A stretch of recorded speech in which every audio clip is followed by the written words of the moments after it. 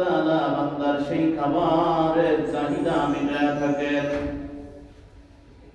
وأنزل من السماء ماء فأخرج به من الثمرات رزقا لكم। আল্লাহ তাআলা আমাদের জন্য এই সব কিছু আয়োজন করে রাখছেন। আসমানকে বানাইছেন আল্লাহ পুরলিঙ্গ, জমিনকে আল্লাহ বানাইছেন স্ত্রীলিঙ্গ। ধরে বলেন ঠিক কিনা? ও মুসলমান, পুরুষ নামক আসমান থেকে পানি যখন স্ত্রী নামক জমিনের মধ্যে বর্ষণ হয়, সেখান থেকে আল্লাহ তাআলা ফুল ফসল বাহির করিয়া মানুষের খাবারের চাহিদা মেটায়। সুবহানাল্লাহ। যত কিছু বাহির হয় কার গর্ভ থেকে? মায়ের গর্ভ থেকে। কার গর্ভ থেকে? এই জমিনটা হলো মায়ের মতো। জমিনটা কিসের মতো? মায়ের। আমাদের যত খাবার কোথেকে উৎপাদন হয়? মাটির থেকে। তাহলে এজন্যই আল্লাহ বলেন, আমি আসমান থেকে এক ফোঁটা পানিও যদি না দিই, এই জমিনে কোন ফুল ফসল কিচ্ছু হবে না। এই জমিনে ফসল হবে না। আমি আসমান থেকে পানি দিলে তারপরে জমিন উর্বরতা বাড়ে এবং এখানে গাছ লাগান, ফল লাগান, ফুল লাগান, ফসল লাগান, যা লাগান তাই হয়। তো এই জন্য এই জমিনের থেকে আল্লাহ উৎপাদন করে করে বান্দার যত চাহিদা আছে এগুলা মিটাইতে পারেন যিনি, তিনি হলেন আমাদের রব, তিনি হলেন আল্লাহ। শুকরিয়া আদায় করব কার? আল্লাহ। তারপরে আল্লাহ শুকরিয়া কেন আদায় করব? আল্লাহ আমাদেরকে এত দামি দামি নিয়ামত দিয়ে রাখছেন। এক একটা নিয়ামত বিক্রি করলে তাম পৃথিবী দিয়েও যদি বিক্রি করে তারপরেও এই এক একটা নিয়ামতের মূল্য হবে না। আপনাকে আমাকে একটা কথা বোঝাইবার জন্য বুক ফেটে যায়, বহু চেষ্টা করে। তারও একটা জিহ্বা আছে, তারও আলজিহ্বা আছে, তার চোখ আছে, হাত আছে, মুখ আছে, সব কিছু ঠিক আছে, দেহের মধ্যে কোনো ডিফেক্ট নাই, জিহ্বার মধ্যেও কোনো ডিফেক্ট নাই।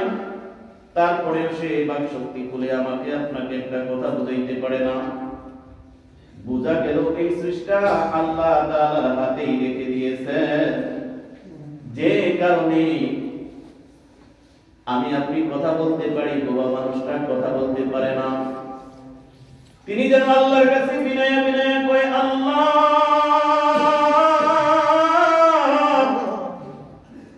পৃথিবীর সমস্ত আসবাবপত্রের মালিক যদি তুমি আমারে বানায়া দিতা,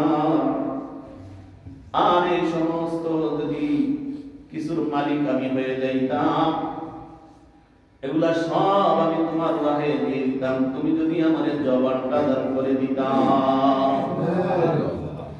এই বুবা মানুষটার কাছে বুঝে এসে গেছে জবানের মূল্য কত, বাক শক্তির মূল্য কত। তার কাছে বুঝে আসছে, কয় তাম পৃথিবীর মালিক হইলে পৃথিবীটা আমি দিয়া দিতাম, তারপরে বাক শক্তি চাইয়া দিতাম।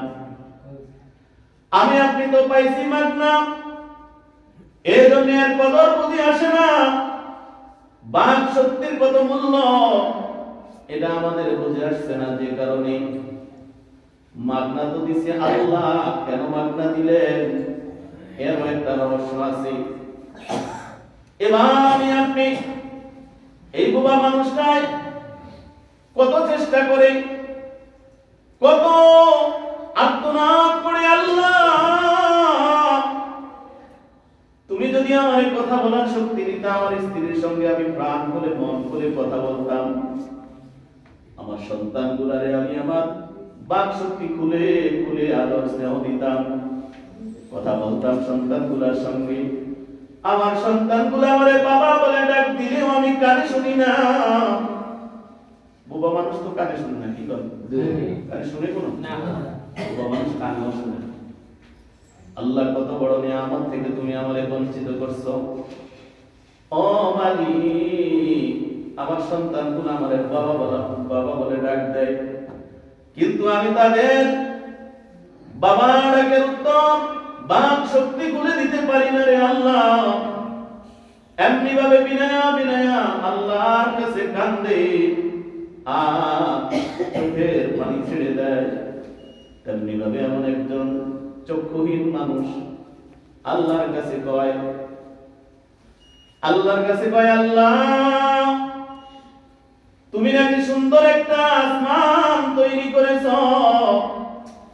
যে আসমানটার ভিতরে সূর্য চন্দ্র দিয়া তারকা দিয়া তুমি সাজাইছ। ওয়ালাকাদ যায়্যানাস সামাআদ দুনিয়া, তুমি আসমানটারে কত সুন্দর করে সাজাইছো।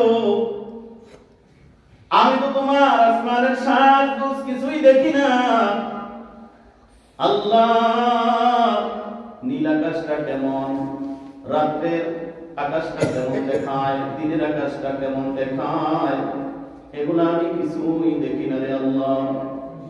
ও মালিক, পৃথিবীটা নাকি তুমি সবুজ শ্যামল করে সাজাইছো, গাছপালা তরিলতা দিয়া সাজাইছো, সুন্দর আকার আকৃতি দিছো, যা দেখে দেখে তোমার প্রভুত্ব বোঝা যায়, তোমার কুদরত বোঝা যায়।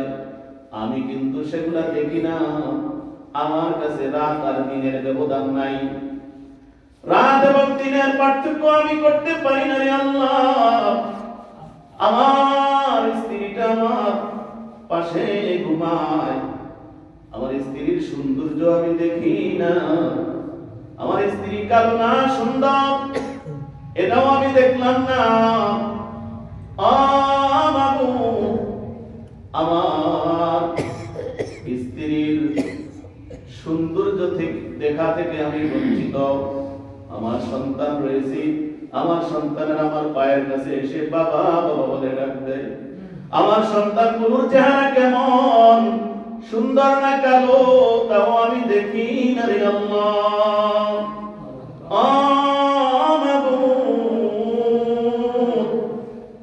আমার সন্তানগুলো যখন আমার বাবা বলে ডাকবে, আমার কলিজাটা কান কান হয়ে যায়, আমার অন্তরাত্মাটা গলে যায়। তখন আমি বিনয়া বিনয়া আল্লাহকে বলি, আল্লাহ তামাম পৃথিবীর মালিক আমারে বানায়া দিলে, এগুলা সব নিয়ে নিতে আমার কোনো দুঃখ ছিল না। যদি আমারে দুটা চোখ দান করে দিতাম, তাহলে বোঝা গেল চোখের মূল্য তামাম পৃথিবী দিলেও হয় না। আলাম নাজআল লাহু আইনাইন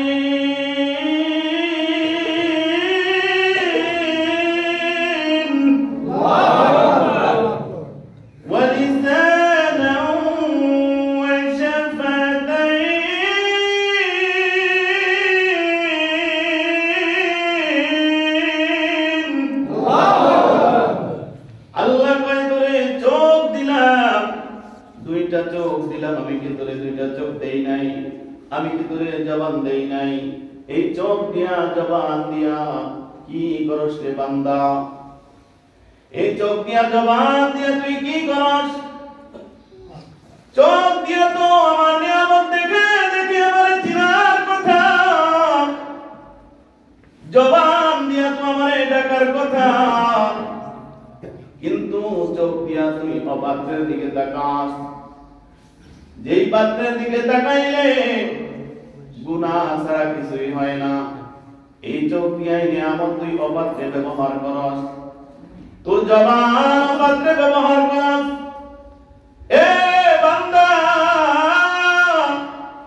আমি ইচ্ছে করলে তোর জবানের সুইচ অফ করে দিতে পারি, আমি ইচ্ছে করলে তোর চক্ষুগুলার পাওয়ার কেড়ে নিতে পারি। এরে বান্দা, এখনো সময় আছে, শুকরগুজার হয়ে যা।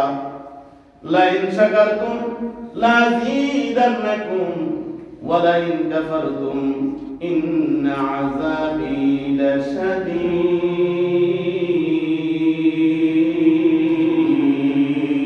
আল্লাহু আকবার। আল্লাহ তাআলা কয়, বান্দা যদি নিয়ামত পাওয়ার পরে নিয়ামতের শুকরগুজার করস, আমি তোর নিয়ামতের বরকত বাড়ায় দিব।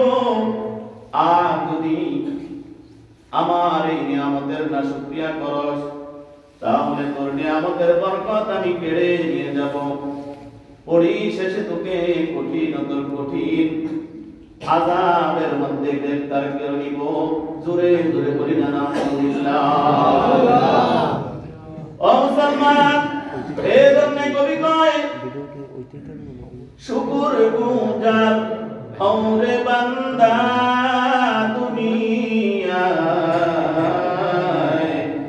শুকর গুজার ওরে বান্দা দুনিয়ায়, যাহারে বলে না নিয়ামতে বেড়ে যায়।